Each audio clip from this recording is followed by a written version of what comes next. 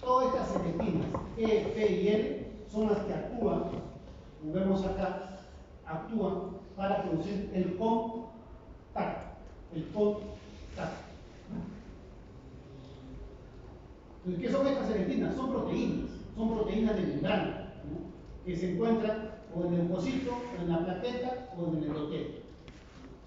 Y que están reguladas, ¿sabes? No están de por sí, están reguladas por el factor de necrosis tumoral y por la interleucina tipo 1, que están sensibilizadas en la zona de injuria, en la zona inflamatoria. Luego el segundo proceso que les dije es la adhesión ya es cuando el glóbulo blanco se adhiere a la célula endotelial del vaso sanguíneo. Esta adhesión se da primero a nivel endotelial y es impulsado por estos ICAM1 y BICAM1. ¿Qué son estos benditas ICAM1 y BICAM1? También son proteínas, moléculas de adhesión intercelular. ICAM1, molécula de adhesión intercelular, ¿no? Y el BICAM, molécula de adhesión de células vasculares. Todos son moléculas de adhesión endoteliales. Para que el glóbulo blanco polimorfo nuclear o lo que va a ser el fagocito se adhiera al endotelio, utiliza estas proteínas. Y esto es de la parte endotelial. Y de la parte leucocitaria, ¿qué utiliza el leucocito para adherirse? Porque esto lo utiliza el endotelio. ¿Qué utiliza el leucocito para adherirse al endotelio? Estas otras proteínas, que en realidad son integrinas. Los nombres tienen traducción, pero no tienen nada que ver con la biología, más con el proceso físico. Entonces, miren, para que se produzca el proceso de adhesión entre el leucocito y célula endotelial, el polimorfo nuclear, o sea, el glóbulo blanco, tiene que tener sus proteínas. Y la célula endotelial también tiene que tener las suyas. Las L-selectinas se unen a la molécula de adhesión celular dependiente del glicina. Las beta-integrinas se unen con el ICAM. Las beta-integrinas CD11 y CD18 se unen al ICAM. Y las PSGL1 y ESL1, que son proteínas ligadas a la mucina, se unen a la selectina P y a la selectina E. O sea, a la selectina endotelial y a la selectina D. Miren, el proceso es muy simple. Pero esto solo es uno de los elementos de la adhesión. Luego la extravasación o transmigración, o sea que es el pasaje, ¿no? Que vimos, el pasaje, también se produce por algunas otras sustancias que intervienen en la adhesión entre el leucocito y el endotelio, principalmente a nivel de venas. Y acá tenemos el PKAM9. El PKAM9 es molécula de adhesión de células endoteliales y plaquetarias. Molécula de adhesión de células endoteliales y plaquetarias. Estas moléculas están rodeando a las plaquetas y a la célula endotelial y hacen de que el polimorfo nuclear migre, salga del vaso sanguíneo, salga del vaso sanguíneo. Entonces, la molécula o la proteína que interviene activamente en la transmigración, o sea, en el pasaje mismo, es la PKAM1. Pero no solamente esto, también hay uso de algunas enzimas proteolíticas que le abren el camino, porque hay que disolver tejido laxo, tejido endotelial. Y estas enzimas que le abren paso a la célula son las enzimas proteolíticas, sobre todo aquellas que diluyen colagenasa. La quimiotaxis ya es el proceso mediante el cual el leucocito ya escoge su camino, ya sabe hacia dónde va a ir. Comienza a dirigirse a la zona de inflamación, pero solamente a la zona de inflamación hasta que se encuentra con la oxonina, que le va a decir, él es la oxonina, es más específica. Entonces, la quimiotaxis sigue un proceso que va a estar dado por productos bacterianos, componentes proteónicos, citocinas y metabolitas del ácido araquidónico como el proteína B4. O sea, todas estas sustancias llaman la atención del polimorfo nuclear para dirigirse a esta zona, que es zona de combate. Estas sustancias crean, como dice acá, un gradiente biológico, porque no es un gradiente eléctrico, pero le dice, esta zona acá es contaminada y el leucocito se dirige hasta esa zona. Luego, los leucocitos ya en el camino se especializan, se van especializando en el ataque, se van preparando para ello. A eso se le llama activación. Entonces, la activación consiste en la preparación del leucocito mediante el cual ellos ya comienzan a emitir pseudófonos. Ya no se lo lleva la corriente, sino que comienzan a desarrollar pseudófonos para emitirse a la zona de combate. Y esta activación se produce porque hay metabolitos activos del ácido araquidónico que están en la membrana celular y que se forman a partir de los fosfolípidos. A la vez, esta activación va preparando al fagocito para que prepare internamente su maquinaria de degranulación, que es la maquinaria que va a imbuir a la noxa, al agente externo. Entonces, este es un proceso un poquito más simple: rodamiento, activación, adhesión y transmigración. Esta primera etapa dominada por serpentinas, esta etapa intermedia por interinas y inmunoglobulina, y esta tercera etapa por la PK y otras, como por las renasas. Pues acá está en el vaso sanguíneo: marginación, contacto, rodamiento, adhesión, transmigración, ¿no? Mira, como dice, las sustancias quimioatrayentes llegan a la zona del estímulo, se activa y elimina o imbuye al germen. Recuerden: rodamiento, activación, adhesión y transmigración. Entonces, ¿cómo se produce un leucocito activado? Para eso, para que el leucocito, que ya pasó, ya salió del vaso sanguíneo, comienza a través de sus receptores captar sustancias llamadas restos bacterianos que están direccionados por las oxoninas. O sea, la oxonina le dice: este es. La oxonina se pone, ¿no?, lo que diríamos en esta etapa, lo siembra, ¿verdad? La oxonina la siembra la bacteria, ¿no? Le dice: crece. Entonces, el glóbulo rojo se acerca a la oxonina y la fija, y ya sabe que la oxonina está señalando a la bacteria. Luego la embulle, la capta, la embulle, luego que la embulle, la degranula, la embebe y la vuelve en un fago liso, donde va a completar su acción las enzimas hidrolíticas del lisosoma.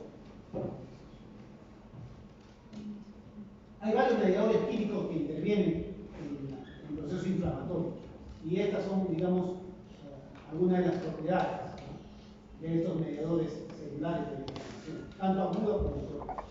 Estos mediadores son de origen plasmático, se unen a receptores específicos, pueden tener múltiples funciones, tienen corta vida media. Todos los mediadores de la inflamación tienen corta vida media.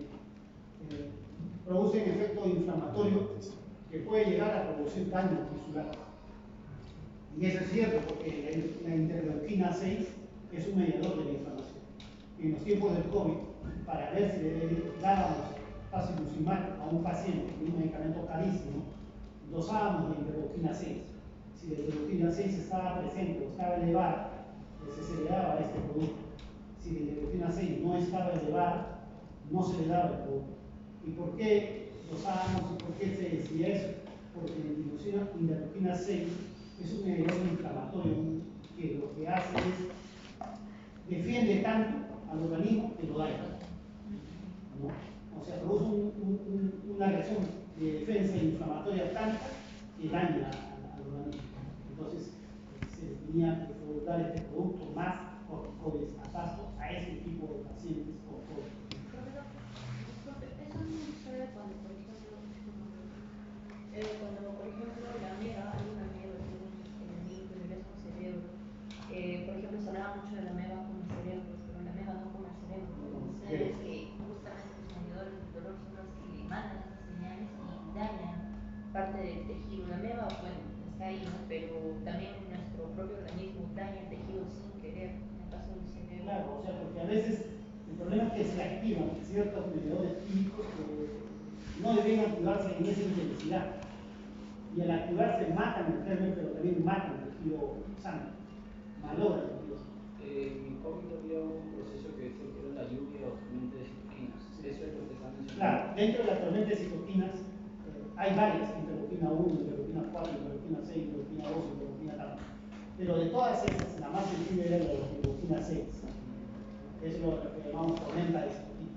Nos apareció otra tormenta, aparte de la tiroidea, aparte de la tormenta eléctrica, apareció la tormenta de citoquinas. Entonces, esa tormenta, ¿quién era el Aquiles de esa tormenta? La interleuquina 6. Y ahí había. Entonces, miren, el proceso de inflamación nos lleva a tener la presencia de nosotros sustancias inflamatorias. Y todas estas sustancias son inflamatorias. Si esto pesa más, se va a producir la inflamación.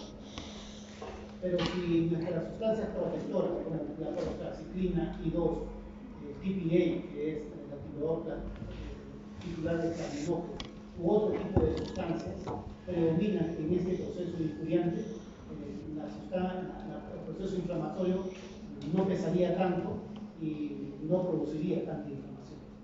Entonces, el proceso, la agresión nos lleva a producir sustancias proinflamatorias que nos llevan a producir seria inflamación, pero también producimos sustancias antiinflamatorias. Si se da el proceso inflamatorio, estas sustancias han prevalecido sobre estas. No, han prevalecido. Bueno, ¿y dónde se producen esos mediadores de inflamación? ¿Dónde se producen? La mayoría son plasmáticos, ¿ya? Y algunos son hepáticos. Este es para que lo lean. CS es una endotelial, sistema del complemento. Por ejemplo, la histamina. La histamina es un mediador formado en forma de gránulo de secreción en el mastocito. Mastocitos principalmente, pero también en los basófilos, en las plaquetas se produce histamina. Otros, los leucotrienos. Los leucotrienos son mediadores de la inflamación que se producen durante la inflamación, porque estos tenemos nosotros normalmente, histamina no lo tenemos. Todos tenemos ahorita histamina y la serotonina, pero que nos defienden ante un proceso inflamatorio. Pero ¿qué se forma durante la inflamación? Estos de acá. Se forman durante la inflamación para defendernos, ¿no? Por ejemplo, los leucotrienos. Todos los leucocitos producen leucotrienos, que son sustancias proinflamatorias. De parte del hígado, por ejemplo, en la activación del factor 12 o factor de Hahnemann, activa estos mediadores de nacimientos, como la bradykinin, por ejemplo, que tiene efecto vasodilatador. Y así, sucesivamente, cada mediador de la inflamación tiene origen y fuentes diferentes, pero principalmente en los glóbulos blancos, en las células endoteliales y en el hígado. La clasificación de los mediadores químicos, aminas vasoactivas, esto ya para que lo vean. ¿Quiénes son aminas vasoactivas? Histamina, serotonina. ¿Quiénes son proteasas plasmáticas? El sistema de complemento, el sistema de actinas y de conversión. ¿Quiénes son derivados del ácido araquidónico, la prostaglandina, leucotrienos y leucina? ¿Quiénes son citoquinas y quimioquinas, o interferones también llamados, interleuquina 1 y factor de necrosis tumoral tipo alfa? El óxido nítrico es único óxido nítrico. Especie reactiva de oxígeno, la superóxido limitasa, componentes lisosomales, las enzimas líticas, catalasa o hidrolasa. Este es el sistema de complemento. Solamente para que lo conozcan, tenemos una vía clásica, una vía asociada a la lecitina y una vía alternativa. Esto ya lo vamos a desarrollar en seminario. El mecanismo de defensa funcional. Este es el metabolismo del ácido araquidónico, el proceso inflamatorio. ¿Por qué damos diclofenaco sódico o aspirina? Porque conocemos este mecanismo. ¿Por qué damos corticoides? Porque conocemos este mecanismo. ¿Por qué damos inhibidores de los COX-2? Porque conocemos este mecanismo. Entonces, si lo que queremos inhibir es la acción de la fosfolipasa, hidrocortisona, dexametasona, betametasona, esteroides. Si queremos inhibir el ciclo de la oxigenasa, ¿no? Heterotoxic, rafotoxic. ¿Dónde está ¿Dónde está lo que hablamos hoy? Acá, a este nivel, después de la focopase, si queremos, a este nivel, si queremos inhibir la formación de ciclooxigenasas, ahí intervienen los antiinflamatorios no esteroideos. Citoquinas y quimioquinas, ¿quiénes son? Acá están las relaciones de citoquinas y quimioquinas y qué hacen en cada uno de ellos. Por ejemplo, hablamos de la interleuquina 6, ¿verdad? Dice, promueve la diferenciación de monocitos, aumenta el número de plaquetas circulantes y proteínas de fase aguda. Aumenta mucho la proteína de fase aguda y tiene un efecto protrombótico. Recuerda que en el COVID todo el mundo se moría de trombosis.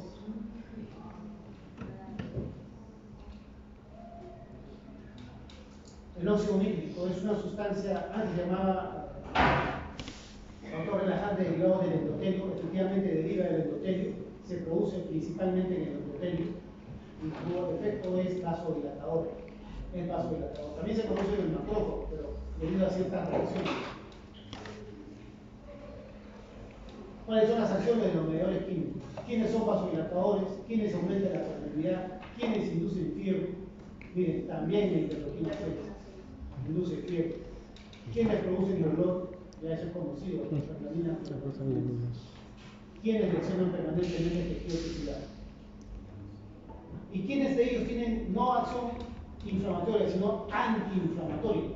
La interleuquina 4, el factor transformante de crecimiento tipo beta, la interleuquina 10, la interleuquina 3. Estos tienen un efecto antiinflamatorio. Entonces, cuando se produce un daño injuriante, por ejemplo, debido a un infarto intestinal, cardíaco, una bacteria, una toxina o un golpe, se produce el proceso inflamatorio agudo que constituye básicamente de cambios en la vasculatura, el reclutamiento de nitrófilos y la presencia de mediadores químicos. Esta inflamación aguda nos puede llevar, luego, a la resolución del proceso, nos puede llevar a la enfermedad propiamente dicha, con formación de pus y complicaciones, o hacia la fibrosis, directamente a la fibrosis. Pero el proceso inflamatorio agudo también nos puede llevar a un proceso inflamatorio crónico, derivar en un proceso inflamatorio crónico, o progresar a un proceso inflamatorio crónico. También puede parecer el proceso inflamatorio crónico de per se, ¿ya? De per se, sin habernos dado cuenta de que hubo un proceso inflamatorio agudo en algún momento. Este proceso inflamatorio crónico puede ser generalmente asociado a infecciones virales. Miren cómo acá no hay virus y acá sí hay virus. O sea que los virus nos llevan más a procesos crónicos que a procesos agudos en sí, con respecto a la fisiopatología de la lesión fibrótica, por ejemplo. Los virus, las infecciones crónicas recurrentes, las injurias persistentes y las enfermedades del colágeno nos producen infecciones crónicas. Directamente nos puede producir infección crónica. Y esto nos va a llevar o va a terminar en fibrosis generalmente. ¿Cuál es la característica de un proceso inflamatorio crónico? Es que hay angiogénesis, que no hay acá. Es que hay infiltrado mononuclear, que no hay acá. Y que deriva en fibrosis, que no se produce en ninguna manera. Entonces, el encuentro de una inflamación crónica es este, lo que yo encuentro en una inflamación crónica es esto, lo que yo encuentro en una inflamación aguda es esto.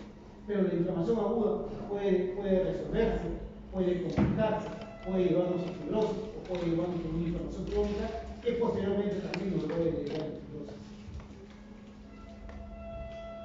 Al final todo nos deriva de fibrosis, salvo que se resuelva completamente el proceso inflamatorio. ¿De qué depende el proceso o la evolución del proceso inflamatorio? De la virulencia, principalmente del agente causante del proceso inflamatorio, de la defensa del huésped, o sea, de la respuesta del huésped, y de la severidad del organismo. No es igual tener una bacteria en el encéfalo que tener una bacteria en el diente. Entonces la resolución es el restablecimiento de la normalidad después de un proceso generalmente agudo. La resolución puede ser completa o parcial.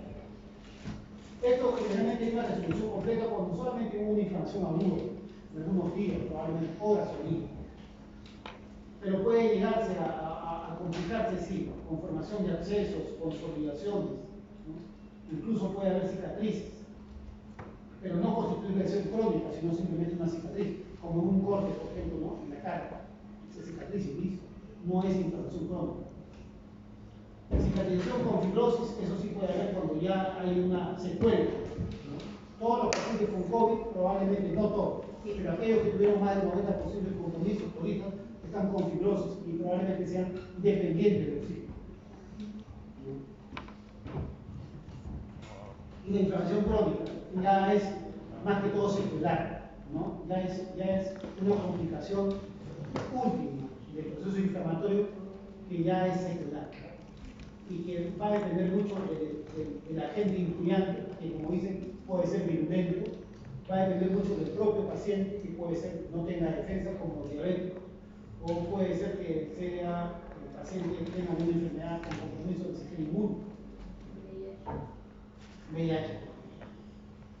Entonces la inflamación crónica, en realidad hubo en algún momento una inflamación activa, hay destrucción de tejido, hay intentos de reparación, pero no hay una reparación completa. Ya no hay irrigación en esa zona crónicamente inflamada, ya no hace efecto el medicamento, porque la sangre no llega ahí, porque el tejido vascular alrededor de esa zona crónica no es bueno. Entonces, los eventos vasculares allí tienen poca significancia, el antibiótico le llega poco y predominan células mononucleares, o sea, linfocitos básicamente y monocitos. Hay destrucción extensa, activa, aumento de tejido conectivo cicatrizal, principalmente con intento de reparación en el caso de fibrosis. Eso bueno, ya hemos visto. Siempre primero en un proceso inflamatorio que va a ser crónico, generalmente hay un proceso activo liderado por polimorfonucleares, pero luego que el proceso se hace crónico, ya no hay mucho polimorfonuclear, lo que hay es tejido mononuclear, células mononucleares. Recuerden que la presentación clínica de un proceso inflamatorio es calor, quemando acá la nalga, enrojecimiento, hinchazón, dolor, está pinchando y acá impotencia funcional. Calor, enrojecimiento, hinchazón, dolor, impotencia funcional, aquí hay un proceso inflamatorio. El eritema que vendría a ser. ¿Cuál? El eritema. El enrojecimiento. O sea, hay los vasos sanguíneos se han dilatado y la sangre se está dirigiendo hacia lado.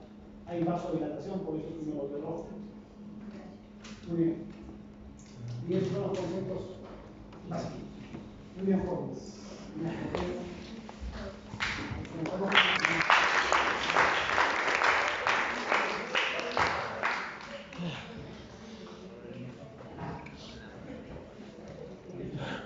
Cada uno con su profesor para el seminario. Yo creo que sí.